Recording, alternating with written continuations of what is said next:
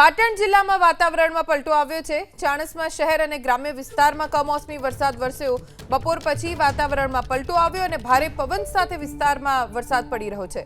ચાણસ્મા તાલુકાના ગામોમાં પણ માવઠું વરસ્યું। હવામાન વિભાગની પણ આગાહી છે કે રાજ્યના કેટલાક વિસ્તારોમાં વરસાદ વરસશે। જો કે કમોસમી વરસાદ અત્યારે ખેડૂતોની કમર તોડી રહ્યો છે। અમારા સંવાદદાતા એજાઝ મંસૂરી પાસેથી જાણકારી પ્રાપ્ત કરીશું। એજાઝ, કયા કયા વિસ્તારોમાં કમોસમી વરસાદ છે?